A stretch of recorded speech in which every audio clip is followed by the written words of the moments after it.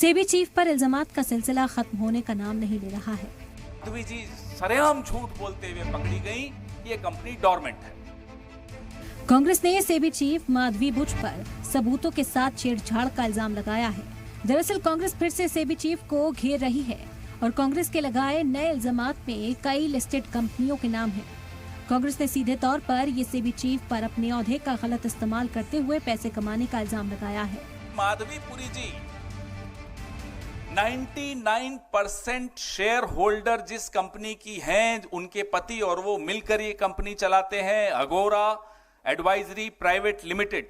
माधवी जी सरेआम झूठ बोलते हुए पकड़ी गई। ये कंपनी डोरमेंट है। कांग्रेस के मुताबिक माधवी पुरी ने अगोरा एडवाइजरी प्राइवेट कंपनी से 2 करोड़ 95 लाख रुपए की कमाई की। कांग्रेस का कहना है कि अगोरा कंपनी में माधवी पुरी बुच की हिस्सेदारी 99% है। माधवी पुरी बुच ने ये जानकारी दी थी कि सेबी में अपॉइंटमेंट के बाद ये कंपनी इनएक्टिव हो गई थी, लेकिन 31 मार्च 2024 तक कंपनी में अभी भी उनकी 99% हिस्सेदारी है। 2016 से लेकर 2024 तक में माधवी पुरी बुच की इस कंपनी के जरिए से 2.95 करोड़ रुपए मिले। इस दौरान माधवी पुरी बुच सेबी में होल टाइम डायरेक्टर भी रही और सेबी चीफ भी। 2.95 करोड़ रुपए में से 2.59 करोड़ रुपए महिंद्रा एंड महिंद्रा ग्रुप के लिए।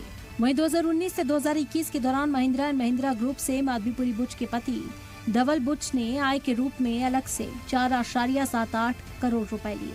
सेबी का इल्जाम है कि ये तब हुआ जब सेबी चीफ इसी ग्रुप से जुड़े मामलों में फैसले दे रही थी।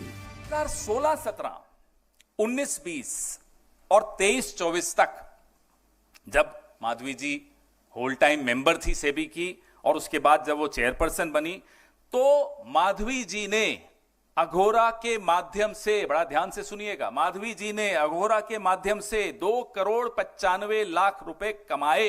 जो मैंने आपको फिगर दिया 2 करोड़ 95 लाख का, यह कमाया गया महिंद्रा एंड महिंद्रा लिमिटेड।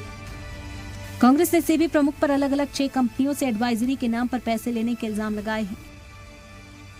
ये जो मैंने आपको फिगर दिया 2 करोड़ 95 लाख का, यह कमाया गया Mahindra and Mahindra limited, doctor Reddy's, Pidilite, ICICI, Sembcorp और विसु लीजिंग एंड फाइनेंस। ये 6 कंपनीज जहां तक हमें मिला वो हम आपसे शेयर कर रहे हैं। कांग्रेस के इल्जाम बेहद संगीन है और ये सीधे तौर पर ऑफिस ऑफ प्रॉफिट से जुड़ा मामला है। ब्यूरो रिपोर्ट, सलाम टीवी।